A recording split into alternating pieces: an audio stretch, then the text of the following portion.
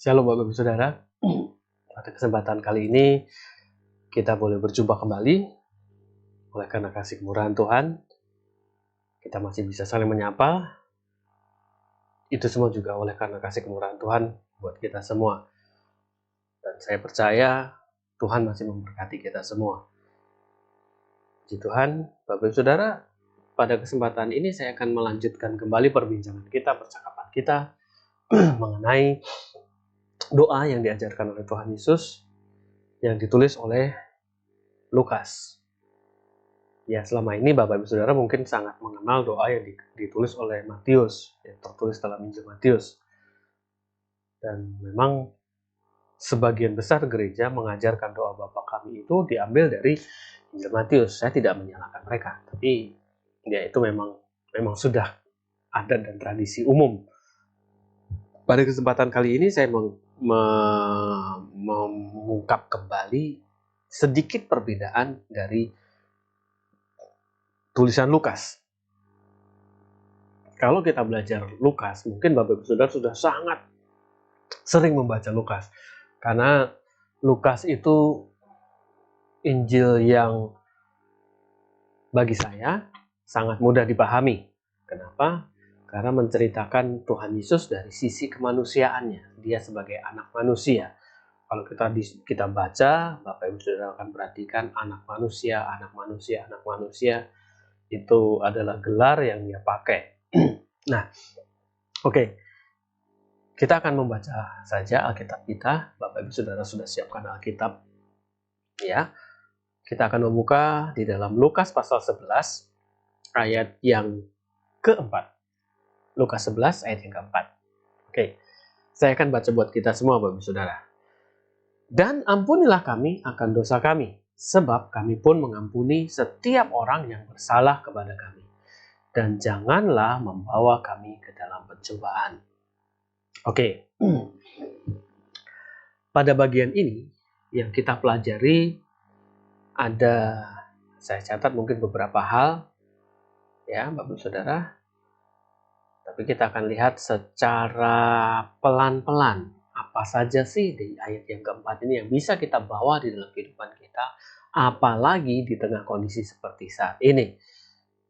Ya, oke, kita akan memperhatikan. Dan ampunilah kami akan dosa kami. Kata-kata ini sangat biasa, sangat umum. Apalagi bagi orang-orang yang melakukan kejahatan, mereka membutuhkan pengampunan. Ya, mungkin di antara kita pun juga, saya tidak tahu, mungkin kita pernah melakukan kesalahan kepada Tuhan. Jadi perlu kita. Nah, aspek di sini yang Tuhan ajarkan kepada murid-muridnya adalah bahwa Tuhan ingin murid-muridnya ketika berdoa bukan sekedar memperhatikan kebutuhan keinginannya di ayat yang ketiga. Berikanlah kami hari ini makanan yang secukupnya. Saya cukup makan, saya cukup minum, makanan kami secukupnya. Tidak, tapi ada hal yang lebih. Ya, setelah kebutuhan jasmani, tentu ada hal yang Tuhan mau kita meningkat. Pengenalan kita kepada Tuhan juga bukan sekedar Tuhan kami butuh makan, Tuhan kami butuh minum, enggak. Tapi harus ada peningkatan. Nah, oke, kita lihat, ampunilah kami akan dosa kami. Ampunilah kami akan dosa kami. Kalau Bapak Ibu Saudara membuka Alkitab Bimka, bahasa Indonesia masa kini, di situ tersirat adanya pengakuan tentang dosa. Jadi mengakui, bukan sekedar minta ampun, tetapi mengakui bahwa kita itu punya dosa di hadapan Tuhan. Secara sederhana kita punya kesalahan. Ya, jangankan kepada Tuhan, kepada sesama pun, baik suami, istri, anak, orang tua, rekan kerja, dan siapapun yang di sekeliling kita punya kesalahan. Dan mereka pun, saya yakin dan percaya Bapak Saudara juga pernah membuat kita merasa sakit hati. Dan Bapak Ibu Saudara ingat, ada seorang perempuan yang kedapatan sedang berzina. Di Injil Yohanes, dibawa kepada Tuhan Yesus. Tuhan Yesus katakan apa? Biar yang tidak pernah berbuat salah, pertama kali dia melempar perempuan itu. Nah, artinya Tuhan tahu tidak ada manusia yang tidak berdosa. Tidak ada manusia yang benar-benar bersih. Ya. Nah, makanya Tuhan mengajar kepada murid-muridnya, ampunilah kami akan kesalahan kami, akan dosa kami. Kenapa? Apa sih dengan dosa ini? Menurut Bapak Ibu Saudara apa dosa? Dosa bisa kita artikan sebagai perbuatan yang melanggar kehendak Allah. Jadi, kalau kita susun kalimat itu menjadi kalimat pengakuan kita kepada Tuhan tentang dosa kita, seperti ini jadinya. Tuhan, ampunilah kami yang telah bertindak melanggar kehendak. Jadi bukan sekedar berdosa itu melanggar perintah Tuhan, melanggar aturan. Enggak, dimensi dosa sangat luas. Ampunilah kami yang telah bertindak melanggar kehendak Tuhan. Kalau Tuhan maunya begini, punya rencana terhadap kita begini, ternyata kita berbuat yang lain, itu kita sudah melanggar. Contoh kasus adalah seorang nabi, yaitu Yunus. Tentu kita, Bapak Ibu Saudara, masih hafal kan cerita tentang Yunus. Dia disuruh kemana, perginya kemana. Nah, itu perbuatan melanggar kehendak Tuhan. Ampunilah kami. Supaya dapat diampuni, apa maunya? Kehendak Tuhan itu apa? Ketika kita minta ampun kepada Tuhan, kehendak Tuhan itu kita seperti apa? Sebab kami pun mengampuni yang bersalah kepada kami. Ini sering dilupakan. Hafal doa Bapa kami versi Matius, betul, gak salah. Hafal versi itu, atau versi Lukas. Hafal kalimatnya ya. Tetapi pernahkah kita, ya Bapak Ibu Saudara, pernahkah kita merefleksikan dalam hidup kita ketika kita minta ampunilah kami Tuhan ketika kami bertindak melanggar kehendak-Mu, sebab kami pun mengampuni.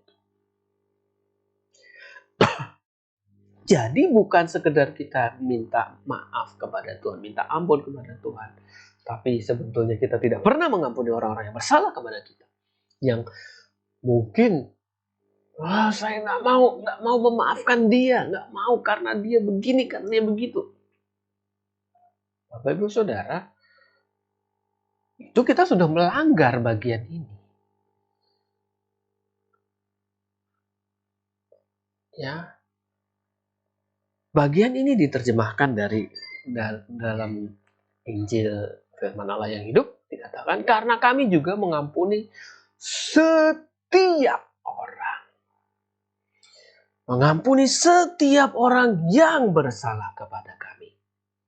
Ingat Bapak Ibu Saudara, bukan cuma mengampuni 1-2 orang, tetapi setiap orang yang bersalah kepada kami, kepada saya.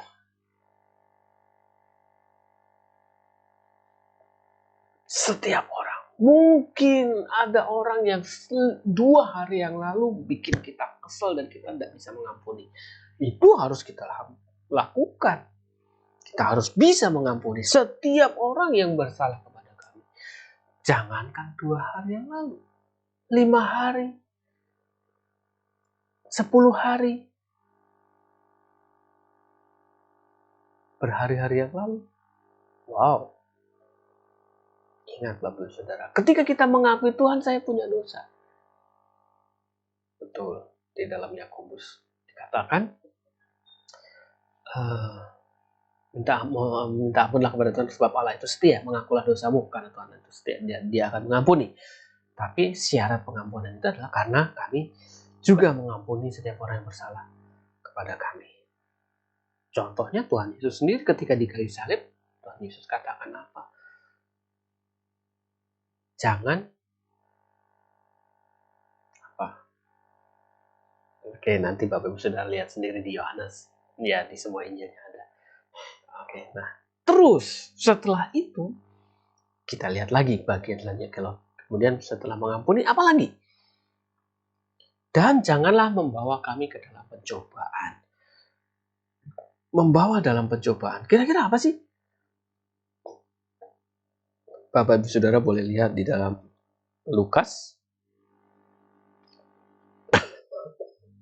Lukas pasal 4 ayat yang kedua. Bahwa